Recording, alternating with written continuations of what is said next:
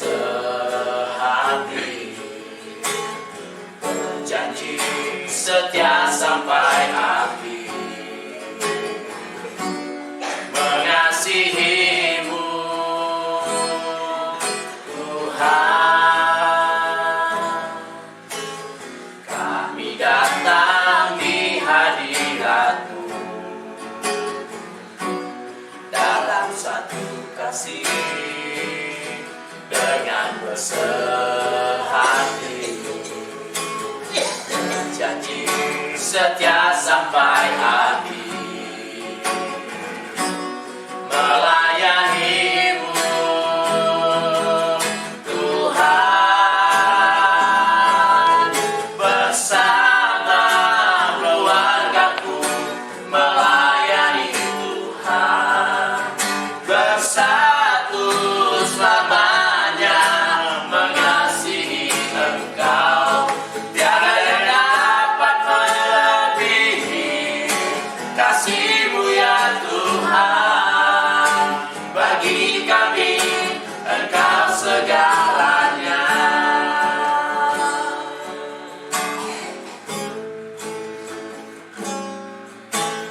Kami datang di hadirat-Mu dalam satu kasih, dengan bersehati, berjanji setia sampai akhir, mengasihimu Tuhan. Kami datang di hadirat-Mu dalam satu kasih, dengan bersehati, berjanji setia sampai akhir, melayanimu Tuhan,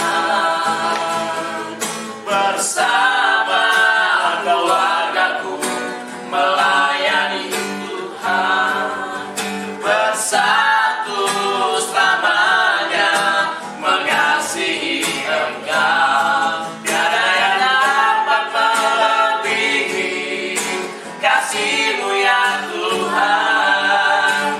Bagi kami Engkau segalanya.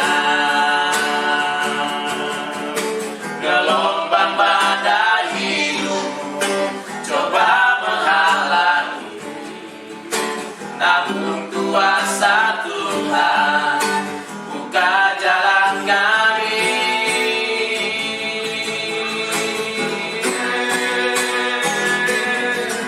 Bersama keluargaku melayani Tuhan. Amin. Bersatu selamanya mengasihi Engkau. Tiada yang dapat melebihi kasih-Mu ya Tuhan. Bagi kami Engkau segalanya. Bersama keluargaku melayani Tuhan, bersatu selamanya mengasihi Engkau. Tiada yang dapat melebihi kasih-Mu ya Tuhan. Bagi kami Engkau segalanya. Bagi kami Engkau segalanya.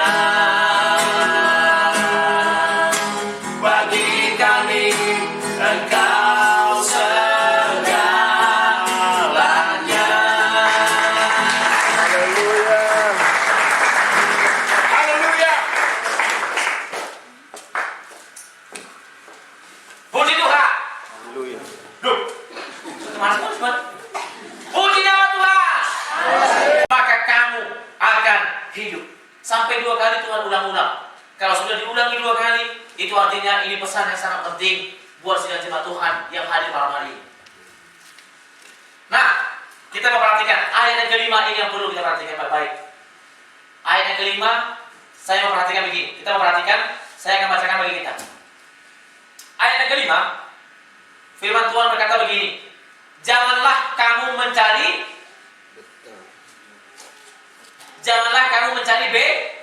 Betel. Nah, di ayat yang keempat Tuhan bilang begini. Carilah aku, maka kamu akan hidup. Nah, ayat yang kelima Tuhan berkata begini. Janganlah kamu mencari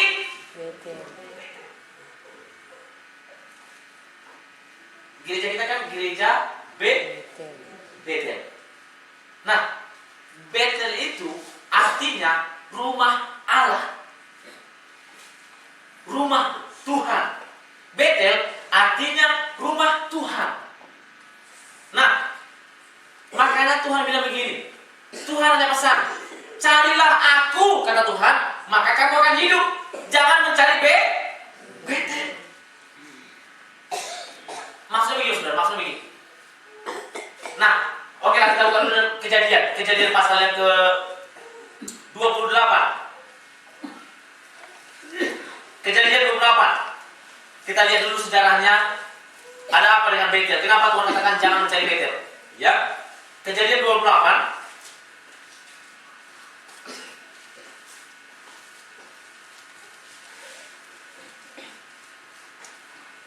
Dengarkan Bapak-Ibu Saudara, meskipun Bapak-Ibu Saudara nggak bawa kitab, saya membacakan ini. Yang penting kita dengarkan dan kita perhatikan baik-baik. Saya akan bacakan begini, Kejadian 28 ayat yang ke-16 sampai ayat ke-19, itu yang pertama. Demikian firman Tuhan.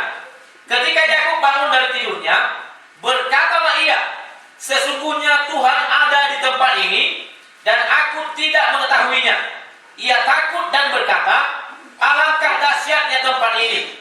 Ini tidak lain dari rumah Allah. Ini pintu gerbang surga. Keesokan harinya, pagi-pagi Yakub mengambil batu yang dipakainya sebagai alas kepala dan mendirikan itu menjadi tugu dan menuang minyak ke atasnya. Ia menamai tempat itu Betel. Dahulu nama kota itu Luz. Nah, sejarahnya waktu si Yakub ini lari, dia tidur, katakan tidur di satu tempat di hutan. Nah, dia bermimpi, dia melihat ada tangga dan malaikat turun naik ke bumi. Makanya katakan, oh alangkah dahsyatnya tempat ini. Tempat ini tidak lain adalah rumah Allah. Dikatakan si Yakub begitu. Yakub berkata, ini rumah Allah. Di sini Tuhan hadir. Aku tidak mengetahuinya. Makanya dia membuat tempat itu namanya Betel. Kalau kita tidak pernah memperhatikan apa yang Tuhan sampaikan kepada kita, jangan pernah untuk kita bermimpi mendapatkan hidup yang kekal bersama dengan Tuhan. Tadi malam kita sudah diperingatkan, diajari oleh firman Tuhan. Jangan sampai ada dosa-dosa yang masih kita simpan, kita sembunyikan sesuai dengan yang sudah tertulis dari malam. Bangsa Israel itu ditulis dalam kitab untuk menjadi peringatan bagi kita, supaya setiap kita jangan pernah melakukan apa yang Israel lakukan zaman dulu, supaya jangan lagi ada yang binasa di antara kita. Amin. Supaya Tuhan rindu tidak lagi ada yang binasa yang Tuhan binasakan, tapi Tuhan rindu supaya semua orang itu memperoleh hidup yang kekal. Amin. Nah, pesan Tuhan malam hari ini kita membuka dulu dalam kitab Amos pasal yang ke-5.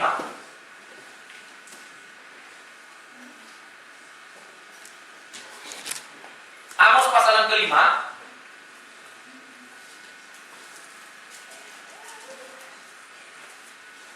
Amos itu setelah kitab Yoel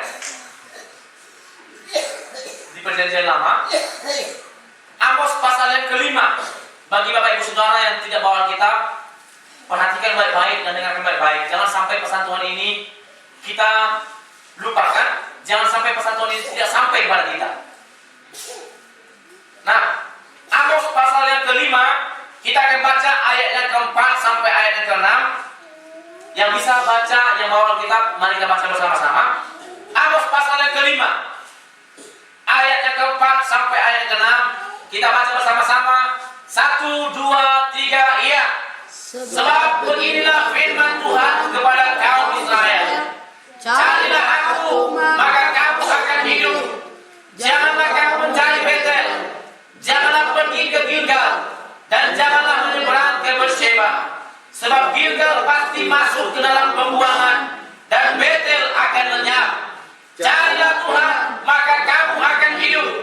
supaya jangan ia memasuki keturunan Yusuf bagaikan api yang memakannya habis dan tidak ada yang memadamkan bagi